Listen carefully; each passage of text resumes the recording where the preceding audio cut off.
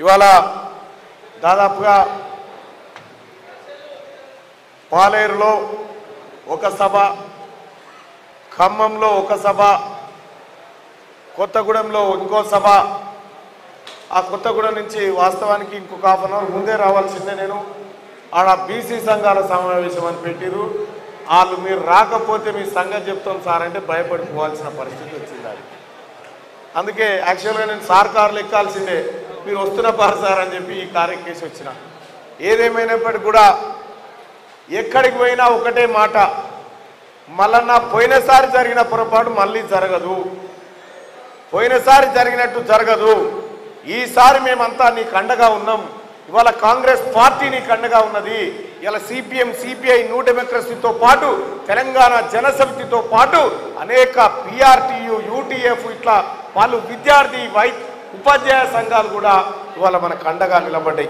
2008 DSC అభ్యర్థులు కానీ 1999 DSC అభ్యర్థులు కానీ ఇవాళ పట్టభద్రులందరూ కూడా తీన్మార్మలన్న నువ్వు మా మనిషివి, నువ్వు ఈసారి గెలవాల్సిందే అని చెప్పి కంకణం కట్టుకొని మన కోసం పనిచేస్తూ ఉన్నారు సోదరులారా.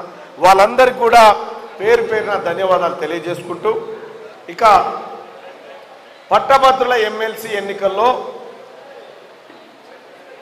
కొద్దిగా ఆ ఎన్నికలకు వినిపిస్తలేదా? అడ్డం ఉన్నారా? కొద్దిగా ఇటు జరగండి అన్న, ఇక్కడ జరగండి, ఇక్కడ జరగండి అన్న, కూర్చోండి. నువ్వు కూడా కూర్చోరా అదన్న, లింక్ ఇచ్చేయాలి, ఈ లింక్ ఇచ్చే. సోదరులారా ఇప్పుడు కనిపిస్తున్నా కదా, రైట్. టీఆర్ఎస్ వాళ్ళు వచ్చిరా? ఓట్లు అడగలేదు, వచ్చిరానా? కాదు, టీఆర్ఎస్ వాళ్ళు ఓటు వేయమని రాలే, వచ్చేటట్టు కూడా లేరా? గట్లా చేసిడు మరి రామదాస్ అన్న, ఇక్కడ గిరిగీసేమని రాని ఎప్పుడే చేసిడు. టీఆర్ఎస్ పార్టీ నాయకులు పట్టభద్రుల ఎమ్మెల్సీ ఓటుకు వస్తే అడగాల్సింది ఒకటే, ఈ ఉప ఎన్నిక ఎందుకు వచ్చింది? ఈ ఉప ఎన్నిక టీఆర్ఎస్ పార్టీ అసమర్థత వల్ల వచ్చింది. పట్టభద్రులకు న్యాయం చేయాల్సినటువంటి పల్లా రాజేశ్వర్ రెడ్డి కాడి నడిమిట్ల ఎత్తేసిపోతే వచ్చింది ఈ ఉప ఎన్నిక.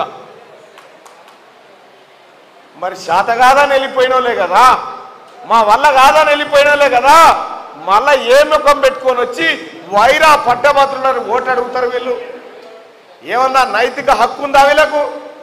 టీఆర్ఎస్ పార్టీకి పట్టభద్రుల ఓటు అడిగే హక్కు ఉందా? లేదు.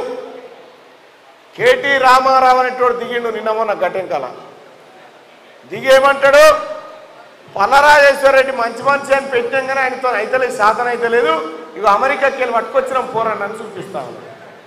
ఈ టీఆర్ఎస్ పార్టీలో ఒక నాయకుడు దొరకలే, ఉద్యమకారులు దొరకలే, ఆ పార్టీ నమ్ముకున్న ఏ ఒక్కరు కూడా దొరకలే.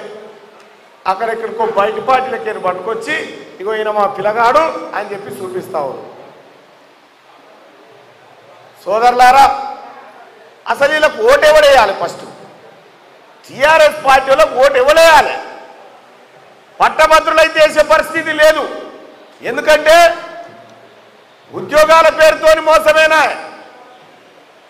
ప్రమోషన్ల పేరుతోని మోసమేనా, అప్గ్రేడేషన్ అని మోసమేనా, 317 జీవో మోసమేనా, 46 జీవో మోసమేనా?